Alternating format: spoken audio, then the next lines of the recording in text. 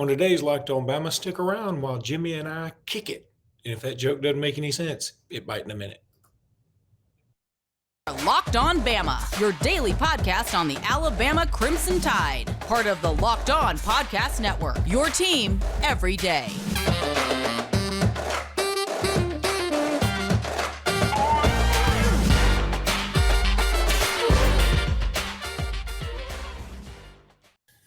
Hey, everybody, and welcome back into Locked On Bama. Luke Robinson, that's me. Jimmy Stein, that's him. This episode is brought to you by Built Bar. Built Bar, if I didn't say that clearly enough earlier, and I'm not starting over, Built Bar, you'll love them. Go try one.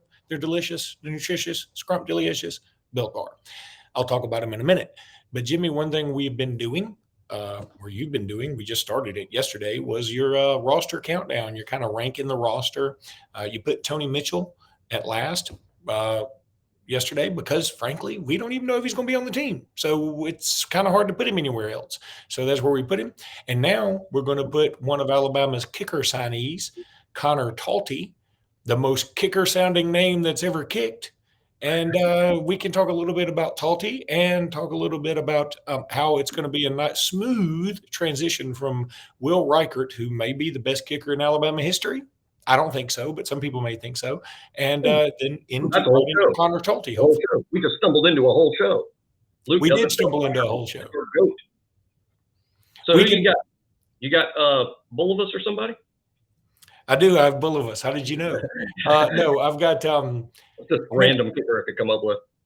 Let me tell you, boy, we do want to talk Conner Talty, but it's going to be tough to stretch that into a whole segment. So why not just ask ourselves, who is the best kicker in Bama history? I mean, Michael Proctor, Philip Doyle.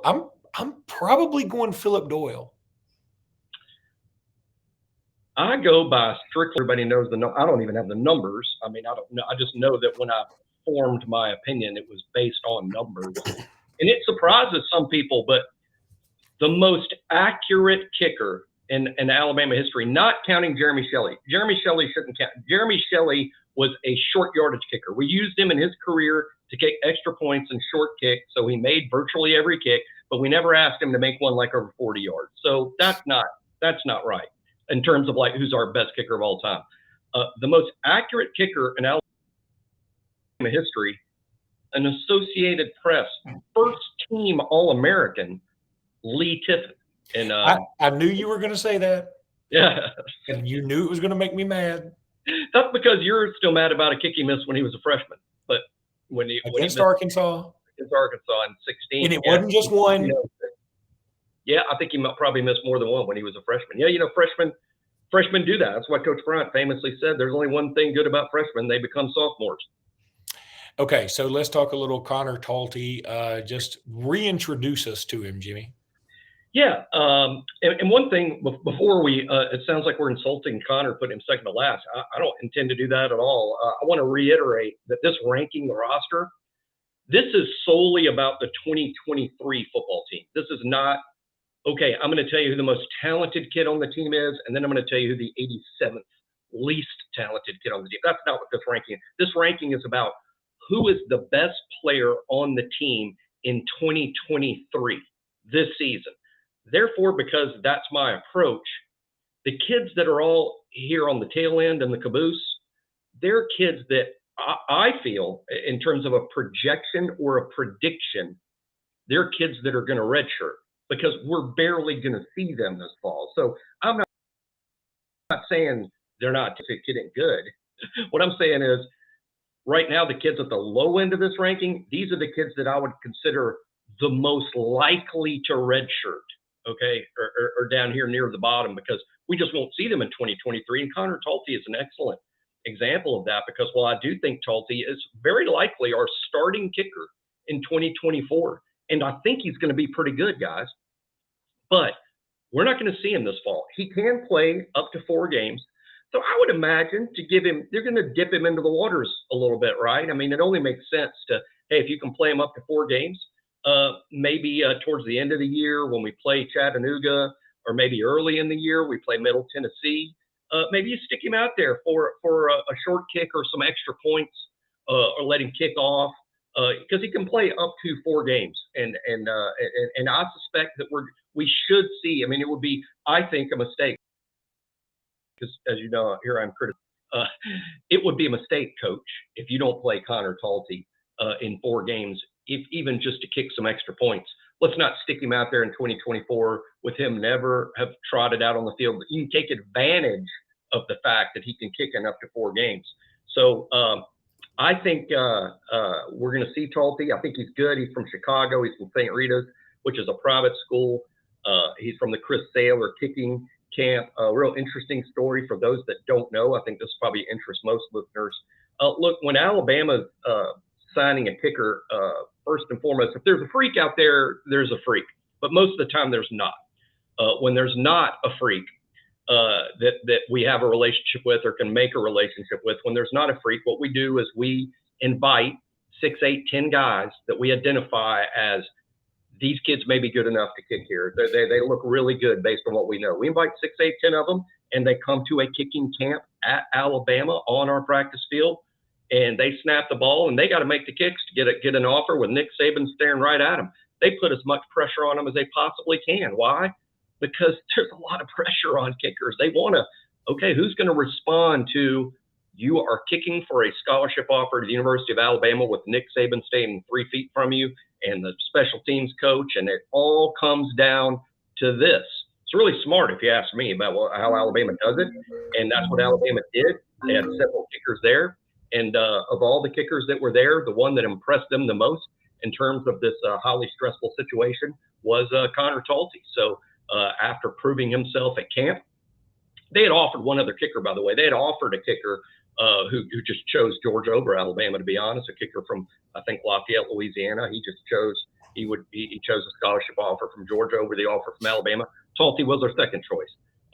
That doesn't mean that Talty won't be better than the kid that goes to Georgia. We've all seen that movie 1,000 times.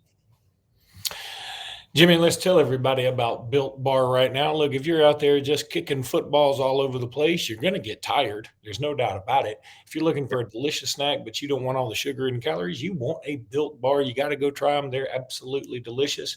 If you're like me and you want to make healthier snack choices, like me, like I said, but you don't want to compromise on taste, and you want a Built Bar, or you want a Built Puff. Those are also good. Built Bars are healthy and taste amazing. Seriously, they taste so amazing you won't believe they're good for you. You just won't believe it. You'll call Built Bar and be like, I need evidence. And they'll say, sure, it's right there on the bar. And then you'll go, oh my God, I didn't even need to call you. That's how easy this is. You will waste a phone call finding out how good these things are for you. That made no sense. What makes Built Bars so good? Well, they're covered in 100% dark chocolate, not that screwing around chocolate. I'm talking about 100% real dark chocolate. That's right, real chocolate, not messing around. I don't know how they do it, but they do it. They make it work. You can get them at Sam's Club. You can get them at Walmart. You can get them on Amazon. You can get them at Lifetime Fitness. You can get them at Built.com. You can also just go to Built.com. Like I said, just put your order in, and you will love these things. I'm telling you, they're fantastic. So go to Built.com or go to Amazon, go to Walmart, go to Lifetime Fitness, go to Sam's Club, go get you a Built Bar, and then in the comment say, God, I love these things. Luke, you did me right. Jimmy, we will keep talking countdown as the week continues and progresses. I'm actually going to Athens, Georgia tomorrow, by the way. Just FYI, is there anything I should do while I'm up there?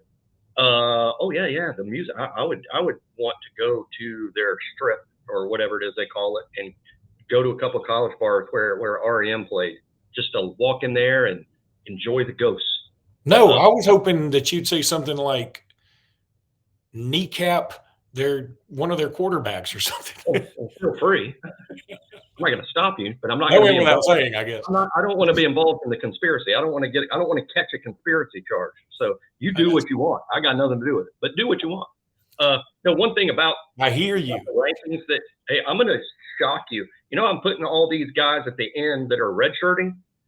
A couple of my projected redshirts may upset and disappoint people, but I'm just calling it like I see it. So that's going to be interesting on the countdown. I think some of these red shirts are pretty obvious. Some of the guys I project a red shirt may not be obvious, and people will be upset they're ranked so low. So I'm looking forward to upsetting all of y'all. Jimmy, upsetting people is where you are a Viking, my friend. Thank you. Come from being a lawyer. It's all those years as a lawyer. Okay, let's talk about this, Jimmy. First of all, Alabama offered a kid from Idaho, a wide receiver named Gatlin Blair. Yeah, real interesting. Yeah, check this out. Okay.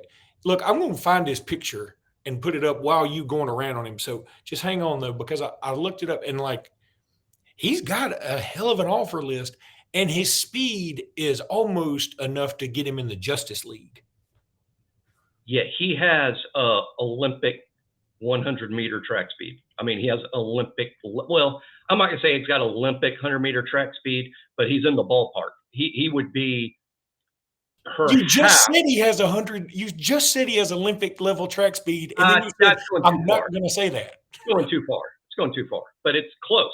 It's close, and I don't really even. I assume Olympic track speed like 9.9 or right at 10 flat. This kid routinely runs a 10.2. That is like faster than Henry Ruggs, faster than Malik Benson, faster than Isaiah Bond. He's faster than all of those people, and he's from Idaho. He's also Caucasian. We'll throw that in there. We'll throw that in there because that's like that's rare in terms of like being an elite sprinter. He has an impressive offer list. Alabama joined it this week. But here's the thing, and this could be a whole show that we talk. Speed is huge. It's probably the most important trait you can have as a wide receiver, or the most important tool in your box, guys that can run. And this guy, he would be the fastest player that plays on our football team the day he showed up, if we signed him. And I know that he is going to be a fan favorite in recruiting when everyone really understands who he is and his story and sees him run. I saw him run a 100-meter race in Idaho, and he had crossed the finish line. Others were at the 60-meter mark. I mean, that's how he just absolutely, that guy, it might be, well, I say might be, almost certainly the fastest high school athlete in the United States. Well, I just wanted to put proof up of his Caucasianness in case people were wondering. Because, when I say 10, I think his fastest 100-meter time, Luke, is like a 10.18 or a 10.17, which is just. That's bananas. It's bananas fast. I mean, but potatoes fast. But here's the thing. We were talking about last summer who the fastest wide receiver on our team was? Tyler Harrell. How much of a difference did that make? If I tell you that, I brought this up on the message board. Look, I think 5 wide receivers were drafted in the first round. I can't name them all off the top of my head. Jackson Smith and Jigbug, Quentin Johnson. Heck, I forget all 5 receivers that went in the first round. Certainly in those first round wide receivers, right? One of them must have been the fastest guy in the 40 at the combine. No, not at all. The fastest guy in the 40 at the combine this year at wide receiver is a wide receiver from Nebraska named Trey Palmer. Okay, he was the fastest guy. He went 191st, in the draft. So I use all that. Speed's huge, but because we've had some exceptionally fast receivers who ended up being really good players, like Ruggs, like Smitty, like Waddle, insanely fast, great players. Speed alone just isn't enough. There's more to playing football than just being comic book fast. So I say all that to say, as good as this kid is, and even with that 100-meter time, that 40 time he's got, he's going to have to come to camp at Alabama if he wants to. If he wants to play football for Alabama, he's going to have to come to our camp and prove that he's a good player. Yeah, and I think I said Blair earlier, and I bet you that's a very common mistake because his name is Gatlin Bair, B-A-I-R, and I bet you everybody just assumes it's Blair and he just left out the L or whatever, but it's Gatlin Bair. He's 6'2", 180. So, I mean, you mentioned Waddle. I mean, who he reminds me of? First of all, his offer list is Boise State. I mean, now apparently he has committable offers to these places: Boise State, Michigan, Nebraska, Oregon, TCU. Okay, none of them. Huh? That's his final 5. He's got more offers. That's his final 5 right now. But that'll change. Well, so there's not. That's his top 5, not his final 5. Right. That's his top 5 right now. But he is becoming a bigger deal on the national recruiting scene. So I've already bet that he ends up going someplace that's not on his top 5 list. Now, I'm not saying it's Alabama. Again, I don't even know that he's coming to camp at Alabama this summer yet. Honestly, it'd be kind of silly for him not to, even if he doesn't really want to go to Alabama. That's where you go and you can make a name for yourself and then explode on the scene. And kids ought to pay more attention to that now more than ever to increase their brand awareness for their NIL marketing stuff. So, yeah, it makes sense. If now, let me ask this, Jimmy. So if he were to come to camp, Alabama can't pay for any of that, right? That's on his own dime. Correct. Coming to camp is an unofficial visit, yes. Okay. Anyway, actually have to pay to go to camp. Here's the other thing. And this blows my mind. He's got to be the highest ranked kid out of Idaho ever. I mean, he right now on 24/7, he's ranked number 40 in the country. Now, I didn't even notice him before. I was probably Alabama didn't offer him until 2 days ago. Right. But I'm just saying, like, it didn't even pop out to me like, oh, there's somebody from Idaho. I'm going to try my best to find out the highest ranked dude in Idaho history. I mean, he's got to be in the discussion right? I can name one other high school football player from Idaho. This name will surprise you. Nicky Six, the bass player from Motley Crue. He's from Idaho? He grew up in Idaho with his grandparents, and he did play high school football. So this guy has now squeezed out Nicky Six as the best high school football player in Idaho history. Breaking news. All right. First of all, now, according to Ainsworth Sports, whatever the heck that is, I just Googled highest ranked high school football players from Idaho. Here, the highest ranked player from Idaho ever is a guy named Larry Wilson, who from 1960. He was ranked number 135. Now, I call BS on this because I don't know that anybody was ranking folks back then. But Jordan Gross, and that name is vaguely familiar. He's an offensive lineman? Yeah, from 2003, his overall rank was 1,056, apparently. I'm looking at – Did he play in the NFL? Yeah, Jordan Gross was a lineman. Did he play at Utah?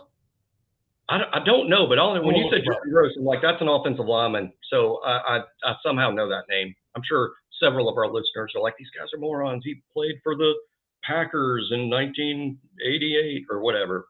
So somebody's going to know a lot more than us on that. But as soon as you said the name, I'm like, yeah, that's a guy that played in the NFL. He played for the Panthers. He did play for the Panthers. He did play at Utah. Yeah, you're right. He's not from Tampa, Idaho. He's from Nampa, Idaho, which is the laziest city name there ever was. They're like, well, we've already got a Tampa, so what are we going to do? That's Nampa. It can't be Tampa. There's already a Tampa. Come on, somebody come up with something else. And then the next one that would even be in the area code of recent would be Leighton Vander Esch, who also was an NFL player. Big time player. He was pretty good. And he was from 2018. But he was ranked nationally 3,835, which I didn't know people went that high. That's hard to believe. He was a superstar at Boise and is now a very good NFL player for the Dallas Cowboys. Okay. Well, listen, my point is that if AinsworthSports.com is correct, he would not only be the highest ranked player in Idaho history, he'd be the highest ranked player in Idaho history by 95 spots.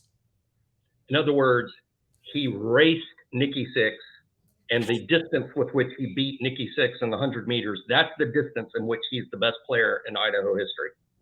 All right. Now, I've also now found Stacker.com. Austin Bolt was making me nervous. Huh? Some of those websites that made me nervous. I mean, you say Stacker.com, I'm not sure what you're going to find. Okay, the highest ranked player, according to Stacker.com, from the last 20 years in Idaho was Jacob Bauer. He was a 3-star from Meridian, Idaho, and I have no idea where he went. He went to BYU. And boy, I mean, there are no names on this thing that I recognize. No, I mean, I'm going Vander Esch should be on it, but I don't see him. Apparently he wouldn't. Taysom Hill is actually from Idaho. That's interesting. Wow. Okay, that's a big. That's obviously BYU star. No. Taysom Hill from Stanford. Is that a different Taysom Hill? It is. So it's not the same one. There's a different Taysom Hill. Unless he transferred. This one says College Stanford in 2009. And Taysom Hill hadn't been in the NFL since 2009, right? This is going to take some additional. I'm now intrigued by the fact there could be. Did Taysom Hill transfer from Stanford? Maybe he transferred. Well, BYU, right? Am I crazy? He did go to BYU. Yeah, I know that. Regardless, this is just interesting to me that Alabama, for the first time in, to my knowledge, ever could get a kid from Idaho, which would be super cool because Nick Saban has gotten somebody from just about everywhere else. So, yeah, I'm down with that. If he gets somebody from Idaho and Alaska, and I don't know if we've got anybody from Wyoming or any of the Dakotas or anything, but anywho, let's take a break. It is super interesting. I just appreciate everyone for tuning in to Locked On Luke reading the internet. This is what is called zero research podcast.